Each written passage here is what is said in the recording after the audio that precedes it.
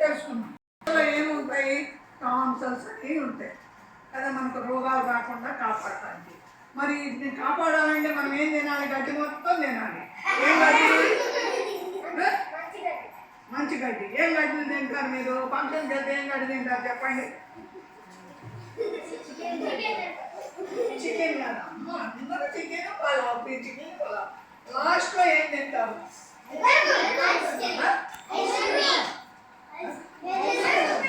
పెరుగు. ఇంకా ఇంటికి వచ్చే ముందు ఎవరు ఐస్ క్రీమ్? ఎవరు? ఐస్ క్రీము, కూల్ డ్రింక్స్, ఇంకా కుర్కురేలు, బబుల్ గమ్స్, ఇవన్నీ గడ్డాయి. ఏంటి అది తినడం వలన చల్లదనానికి ఫ్రిడ్జ్లో ఐటమ్స్ అన్ని బంద్. తినమాకండి, అది ఆరోగ్యాన్ని పాడు చేస్తుంది. ఇది మనల్ని కాపాడుతూ ఉంటాయి గొంతులో ఉంది. వాటికి అంటు జోగినప్పుడు ఇలా ఉబ్బుతాయి లోపాలు, మింగ నిండి చేత కాకుండా చేస్తాయి. అలాంటప్పుడు ఫ్రిడ్జ్ ఐటమ్స్ ఎప్పుడు కూడా తినమాకండి. మీరు కూల్ డ్రింక్స్ ఫ్రిడ్జ్లో ఏవి కూడా తినదు. మీకు ఎండాకాలం చల్లని నీళ్ళు కావాలి అంటే ఒక కుండ తెచ్చుకోండి, ఆ కుండలో నీళ్లు తాగండి, ఫ్రిడ్జ్లో తాకండి.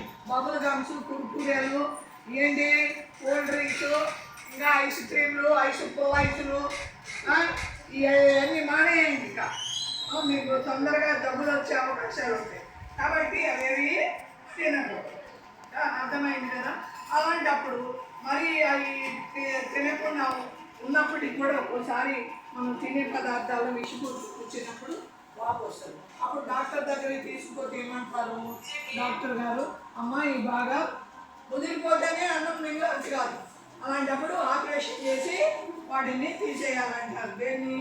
టాన్సల్స్ని తొలగించాలి అంటారు, టాన్సిలెక్టమీ అంటారు. అది తీసినప్పుడు మనకేమవుతుంది? అంత మంచిదా? టాన్సల్స్ తీసేస్తే మంచిది కాదు కదా, మన బాడీలో అవి ఉండాలి. అయితే మనము నోట్లో ఏమేమి పెట్టుకోకూడదు? ఇప్పుడు చెవిలో కొన్ని పెట్టుకోకూడదు అని చెప్పారు.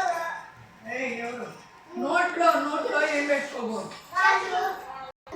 ఇంకా గింజలు చింత గింజలు,